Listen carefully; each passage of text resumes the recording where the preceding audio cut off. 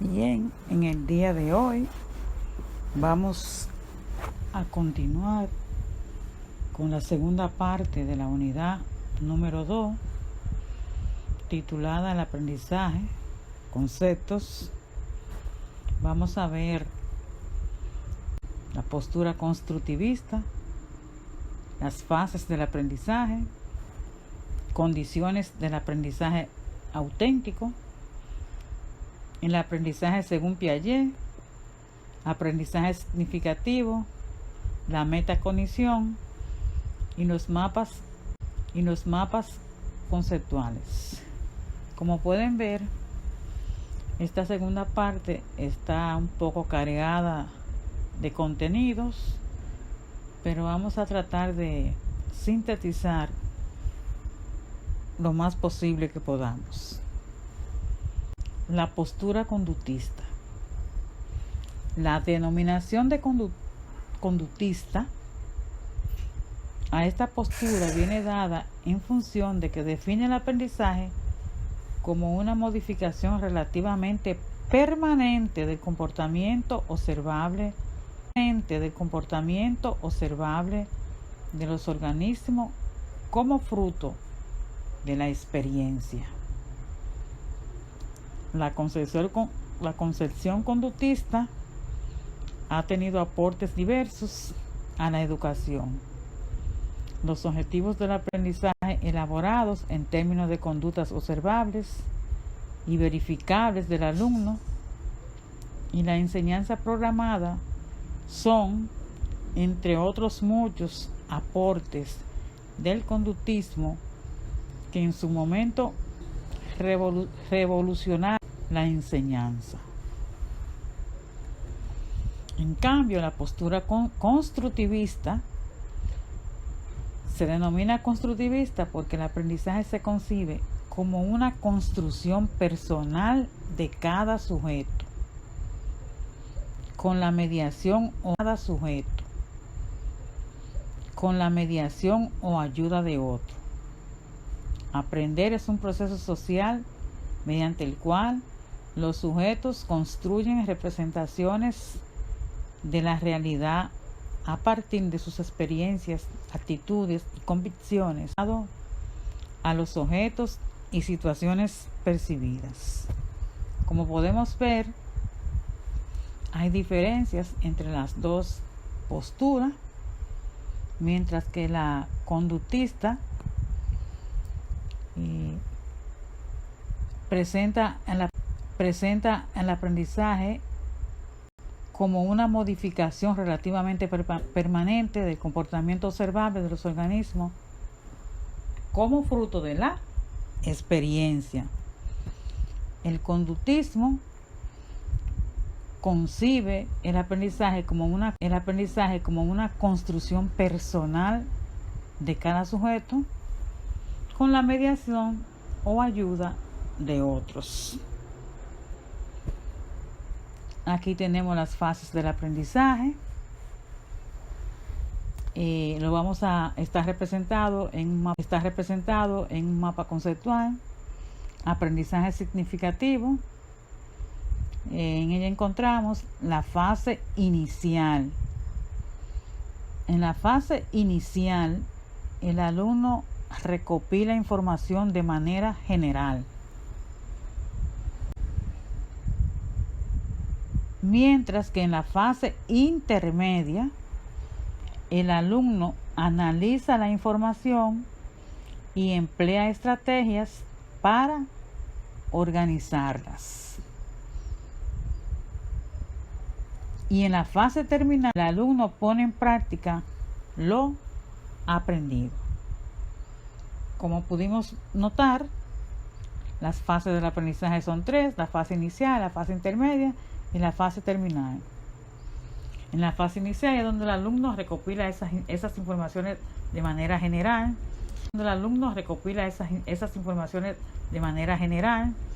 Ya en la fase intermedia, el alumno es capaz de analizar esas informaciones, y en la fase terminal, el alumno lleva esas informaciones a la práctica. Aprendizaje auténtico. Se ha señalado que la cuestión fundamental del aprendizaje auténtico consiste en que lo que se aprende es el resultado de las informaciones o situaciones nuevas, interpretadas en interacción con lo que ya se sabe. Para garantizar esa interacción es importante tener en cuenta para el trabajo pedagógico las siguientes condiciones o pautas generales. Es decir, para que en el alumno se produzca un aprendizaje auténtico, un aprendizaje significativo, es necesario que se den estas condiciones. Primero, partir de las necesidades, intereses y conocimientos de los estudiantes, así como de sus actitudes hacia el aprendizaje. Es decir, que el maestro, el educador o la educadora, lo primero que deben de hacer es conocer las necesidades, conocer a su grupo de estudiantes, para de ahí partir de las necesidades, de los intereses y conocimiento que poseen sus estudiantes. En segundo lugar, tenemos tener bien claro el tipo de aprendizaje que se propicia, los contenidos y las estrategias de enseñanza-aprendizaje que se desplegarán. En lugar, el docente debe establecer un ambiente adecuado para que el aprendizaje tenga lugar, en el cual el diálogo entre educadores, educadoras y los estudiantes esté presente desde el momento de enseñar y seleccionar actividades para el logro de los propósitos hasta la evaluación. Ese ambiente adecuado, ese ambiente afectivo, donde los estudiantes se sientan cómodos. Luego, aprovechar todas las didácticas grupales. Son muy importantes las actividades didácticas grupales. Ofrecer mejores posibilidades para el desarrollo del pensamiento divergente, es decir, de aquel que es capaz de aportar un cierto número de explicaciones o soluciones alternativas y diversas para una misma situación problemática. Que el maestro propicie esas posibilidades donde el estudiante pueda expresar de manera libre su postura, sus puntos de vista, sus ideas. Complementar la organización de actividades grupales con la organización de actividades individuales que promuevan la autodisciplina, la rigurosidad en el trabajo, potencien el autoaprendizaje. Además de promover las actividades grupales, también deben propiciarse actividades individuales, de manera tal de que el alumno se autoeduque.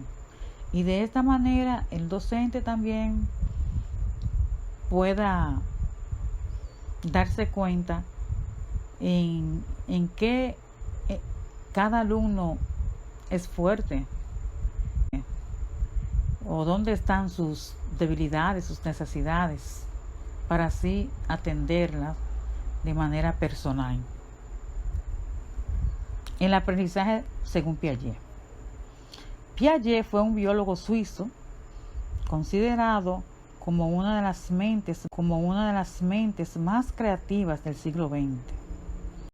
Su trabajo, basado en la observación, el razonamiento y la investigación, describe la evolución o el desarrollo del niño en términos del pensamiento, la construcción y la adquisición.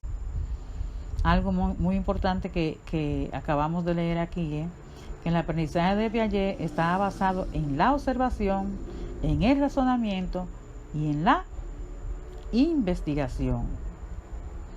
Para Piaget, el aprendizaje es una construcción personal de cada sujeto,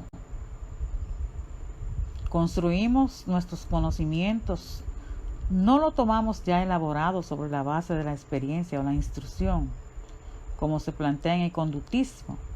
El aprendizaje es un proceso constructivo, interno, autoestructurante de cada sujeto. Está muy claro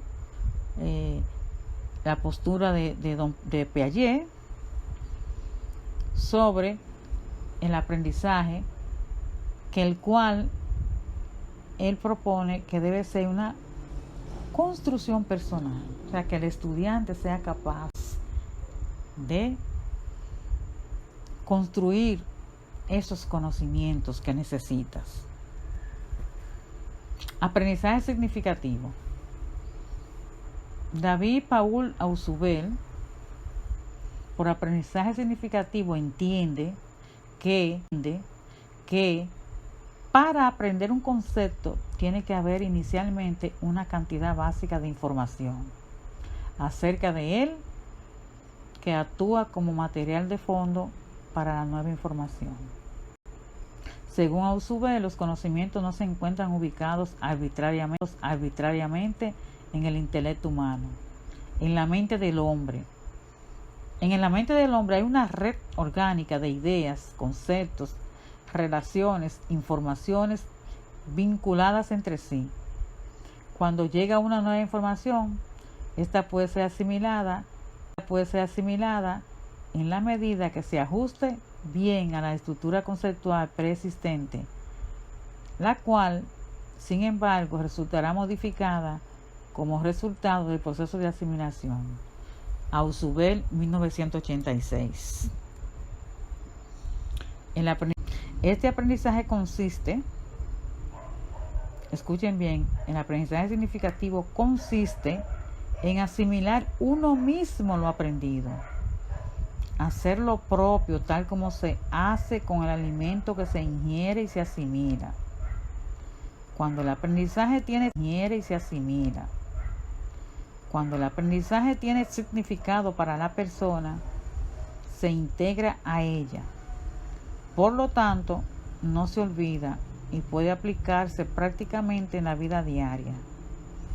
Este tipo de aprendizaje siempre implica un contenido, ya que, como es sabido, el ser humano es una unidad indivisible que debe funcionar en forma integral.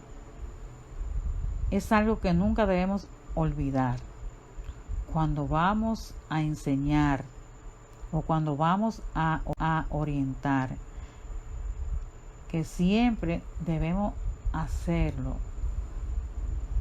de manera afectiva, es decir, con amor, con agrado, donde los estudiantes se sientan en un ambiente de confianza, relajado, no como una obligación o como una imposición, sino que sea algo que sea de su agrado. La metacognición. El concepto metacognición se suele definir como el pensar sobre el pensamiento. Pensar acerca de lo que hago y cómo lo realizo. Se refiere a la capacidad para organizar y regular el pensamiento que el sujeto tiene sobre los procesos de cognición, como la memoria, el conocimiento, la atención, la conjetura y la ilusión. Desde otra perspectiva, la cognición se inicia con John H. Flavel.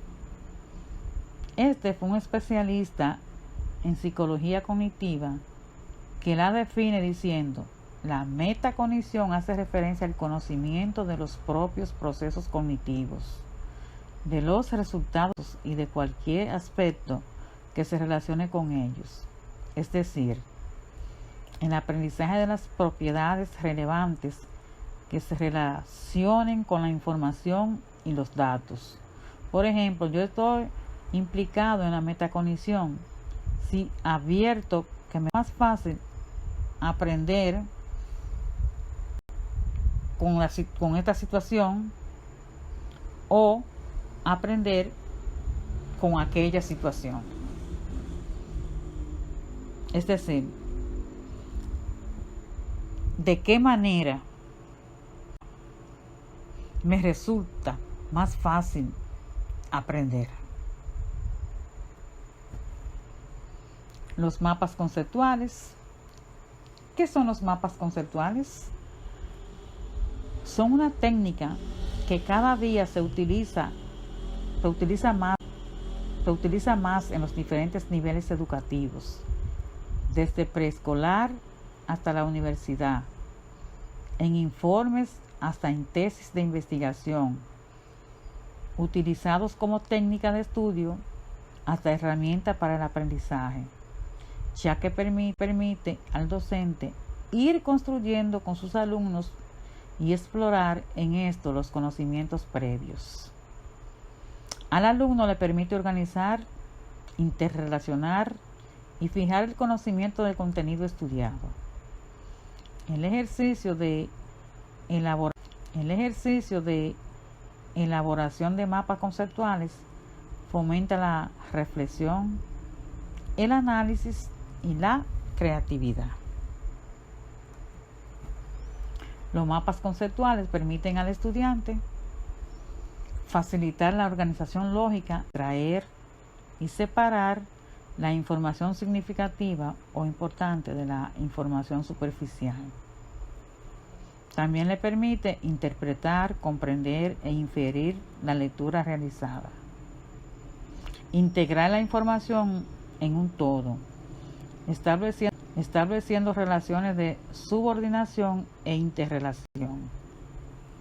Desarrollar ideas y conceptos a través de un aprendizaje interrelacionado, pudiendo precisar si un concepto es en sí válido e importante y si hacen falta enlaces, lo cual le permite determinar la necesidad de investigar y profundizar en el contenido. Ejemplo, realizar el mapa conceptual de Estado, pudiendo inquirir sobre conceptos como poder, democracia, dictadura.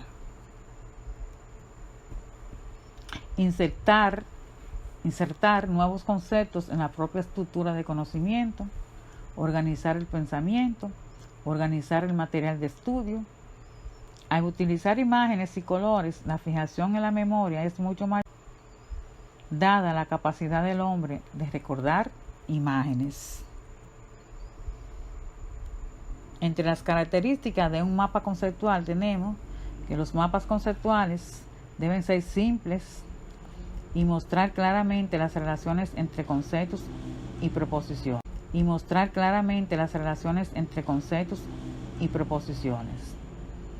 Van de lo general a lo específico.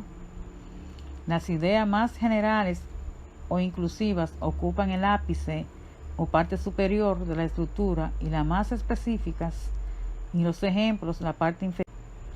Aun cuando muchos autores abogan porque estos no tienen que ser necesariamente simétricos. Deben ser vistosos. Mientras más visual se haga el mapa, la cantidad de materia que se logra memorizar aumenta y se acrecienta la duración de esa memorización, beneficiando con la actividad de visualización a estudiantes con problemas de atención.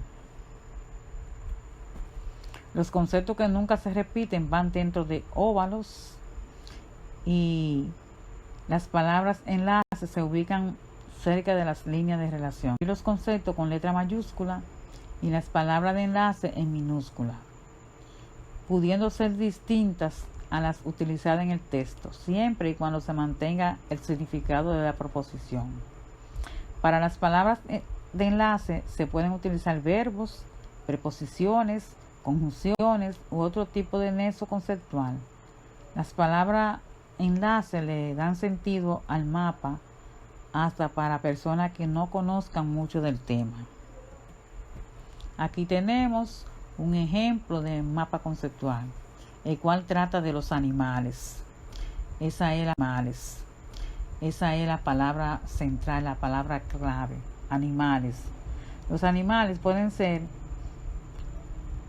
invertebrados como los artrópodos. Y dentro de los artrópodos están los insectos, y dentro de los insectos está la hormiga. También los artrópodos pueden ser arácnidos, como el escarabajo y como la araña. Otro tipo de animales son los animales vertebrados. Es decir, los animales pueden ser invertebrados y vertebrados. Y dentro de los invertebrados tenemos los artrópodos. Y dentro de los artrópodos están los insectos y los arácnidos. Es un insecto la hormiga. Y los arácnidos están los escarabajos y la araña.